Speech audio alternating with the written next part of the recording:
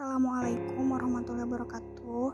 Kita kelompok 4 dengan saya Sintia Febrianti dan rekan saya Sandi Bayu Pratama dan Maria Ulpa akan menjelaskan tentang pengerjaan riset operasional dengan metode simplex 3 variabel.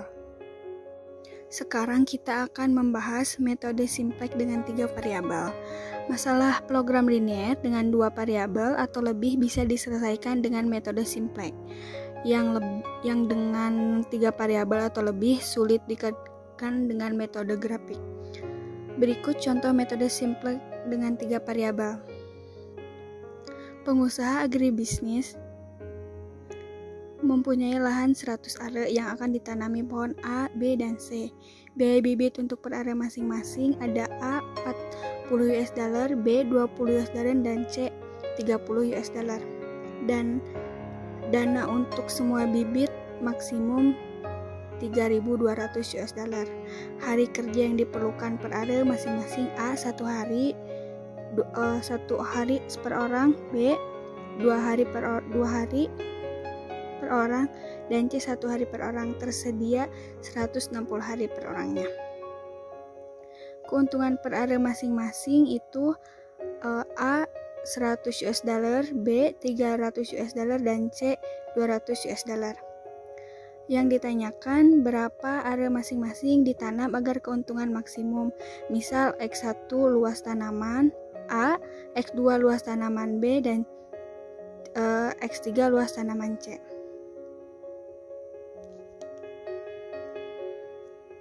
Berdasarkan informasi di atas, fungsi tujuannya adalah 100 X1 ditambah 300 X2 ditambah 200 X3 itu maksimumnya.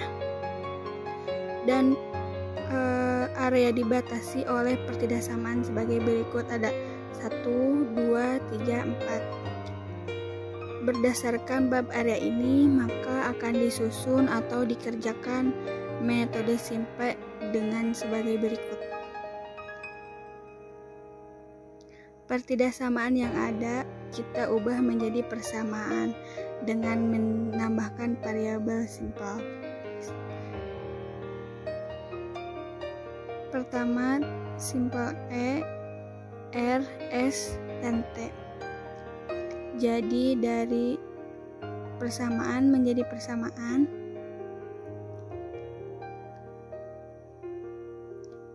dari persamaan tersebut akan digunakan sebagai menyusun matriknya. Nah, jadi di sini kita sudah menemukan matriknya di langkah yang kedua. Selanjutnya kita lanjut ke langkah ketiga, mencari pivot elemen. Pivot elemen merupakan perpotongan antara pivot kolom dengan pivot baris. Pivot kolom adalah, dari contoh ini bisa dilihat dari yang kedua, X2, karena nilai baris terakhir paling negatif. Kemudian kita bantu dengan mencari rasio antara kolom terakhir dengan pivot kolom. Sebagai contoh, 100 dibagi 1 sama dengan 100. Kemudian yang kedua, 3200 dibagi 20 sama dengan 160. Kemudian yang terakhir, 160 dibagi 2. Di antara ketiga berikut, 80 lah yang paling terkecil, sehingga barisan ketiga adalah pivot. Kesimpulannya yaitu pivot elemen di kolom kedua dan pivot baris berada di kolom yang ketiga. Bahkan pivot elemen ini akan dilakukan transformasi matrik sebagai berikut.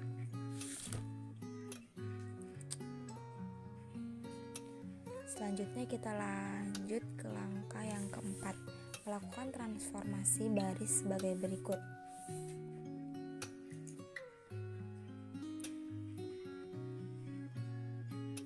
Nah, di sini ada untuk baris yang pertama itu ada R1 yang baru sama dengan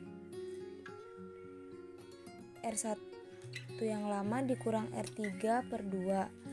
Yang baris kedua itu ada R2 yang baru sama dengan R2 yang lama dikurang 10 R3.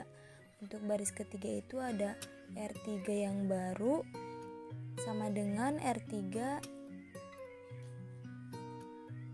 dibagi 2. Dan baris keempat ini ada R4 yang baru dibagi R4 yang lama ditambah 150 R3. Untuk baris pertama hasilnya adalah 20, baris kedua hasilnya 1600, untuk baris ketiga hasilnya 80, dan yang keempat itu 24.000. Sebagai contoh baris pertama, dari mana sih angka 20? Ini didapat, angka 20 didapat itu dengan menggunakan notasi R1 yang baru sama dengan R1 yang lama dikurang R3 dibagi 2.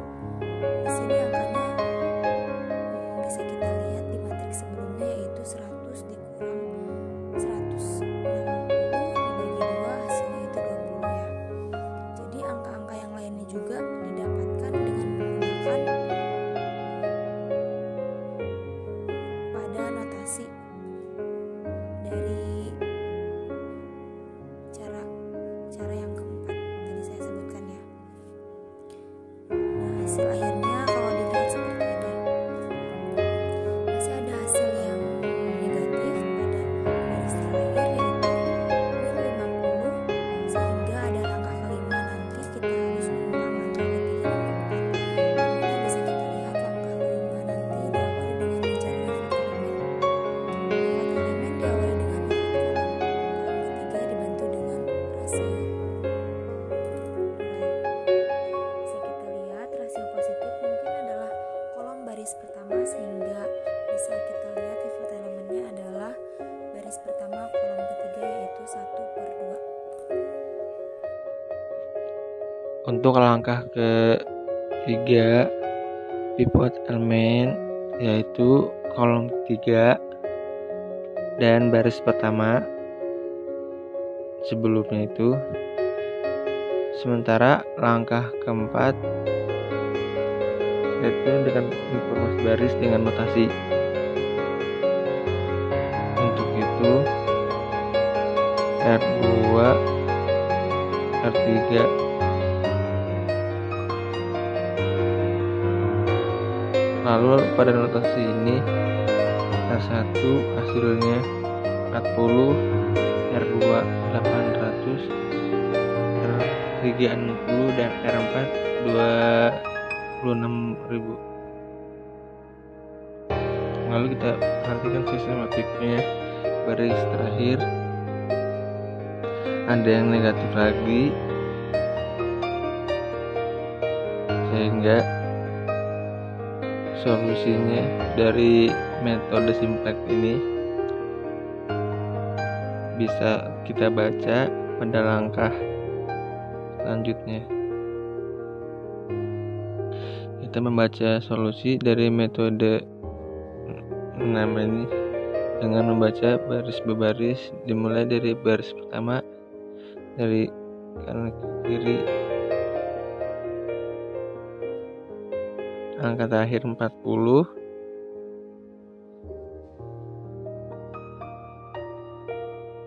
dan menemukan angka 1 dan 0, dan di atas di bawahnya ada kolom titik dari angka 40 tersebut adalah S3. Lalu baris yang kedua dari kanan ke kiri, angka 1 dan 0. Untuk di atas dan bawahnya kita akan temukan pada kolom S, dan jadi S sama dengan 800. Dengan cara yang sama, baris 3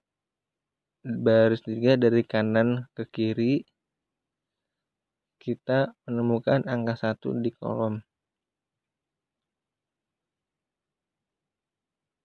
1 dan 0, di bawah atas bawahnya ada di kolom X2. Jadi X2 sama dengan 60. Lihat. Nah, lanjut.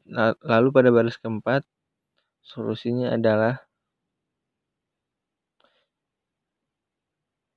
angka dari kanan ke kiri, angka 1 dan 0 di atas atau bawahnya ada di kolom Z. Z sama dengan 26.000. Dan solusinya adalah X2 sama dengan 60, X3 sama dengan 40, dan Z sama dengan 26.000.